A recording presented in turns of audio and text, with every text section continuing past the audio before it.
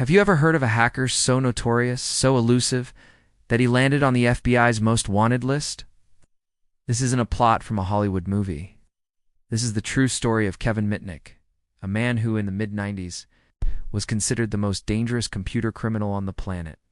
His story is a wild ride through the early days of the internet, a time when cybersecurity was still in its infancy, and a clever individual with a keyboard could cause nationwide chaos. How did one man manage to outsmart federal agents and some of the biggest tech companies in the world for years? Let us rewind the clock to 1995 and dive into one of the most famous manhunts in digital history. Malcolm Walker here on Wild But True. Before the age of social media and widespread internet access, Kevin Mitnick was already a master of the digital world. He wasn't your typical criminal. He wasn't after money or trying to destroy systems. For Mitnick, it was all about the challenge, the thrill of the chase, and the pursuit of knowledge. He wanted to prove he could get into any system, no matter how secure it was supposed to be. His targets were the giants of the tech and telecom industries. Think about the biggest names of that era: Motorola, Nokia, Fujitsu, and the Digital Equipment Corporation, or DEC. Mitnick didn't just breach their firewalls, strolled through their digital hallways like he owned the place. He gained access to their most valuable secrets, including source code for new phones and unreleased operating systems. The scale of his intrusions was unprecedented. So what was Mitnick's secret weapon? It wasn't just his technical skill, which was formidable. His true genius lay in what we now call social engineering.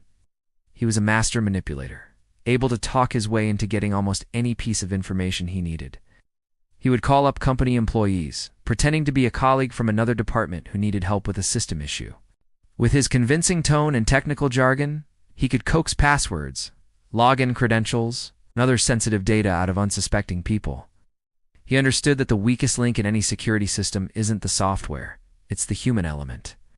He exploited trust and human error with surgical precision.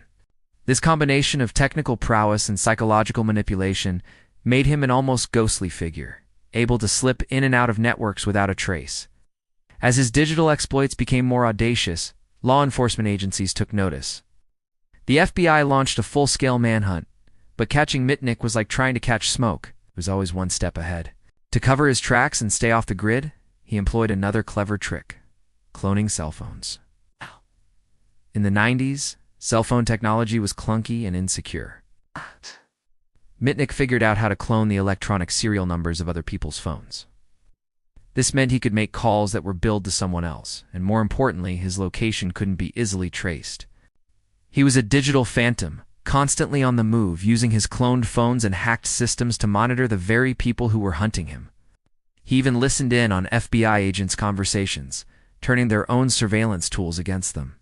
The chase came to a dramatic end on February 15, 1995. After a 2-year-long pursuit, the FBI finally cornered Mitnick in his apartment in Raleigh, North Carolina. The key to his capture was another hacker, Tsutomu Shimomura, a cybersecurity expert whose own systems Mitnick had brazenly attacked. Shimomura worked with the FBI using specialized technology to trace Mitnick's location through his cell phone activity. When agents burst into his apartment, they found a man surrounded by computers, cloned phones, and a trove of stolen data. His run was over. Mitnick was arrested and eventually pleaded guilty to multiple counts of wire fraud and computer fraud. He spent 5 years in prison, including a controversial period in solitary confinement because authorities feared he could start a nuclear war by whistling into a payphone, a testament to the mystique and fear he had generated. But the story doesn't end with his prison sentence. After his release, Kevin Mitnick underwent a remarkable transformation. The man who was once the FBI's most wanted hacker became one of the world's most sought-after cybersecurity consultants. He founded his own security firm, using his unparalleled knowledge of hacking techniques to help companies protect themselves from people just like his former self. He became a white-hat hacker, a trusted expert who showed corporations their vulnerabilities before malicious actors could exploit them. His life story serves as a powerful reminder of how the digital landscape has evolved and highlights the timeless importance of a strong security culture. From a notorious fugitive to a respected security guru, Kevin Mitnick's journey is truly one of the most fascinating tales of the computer age. Thanks so much for watching. If you found this story as captivating as I did, make sure to hit that like button and and subscribe for more deep dives into the history of technology and cybersecurity. Drop a comment below with any other famous hacking stories you'd like to see covered. See you in the next video.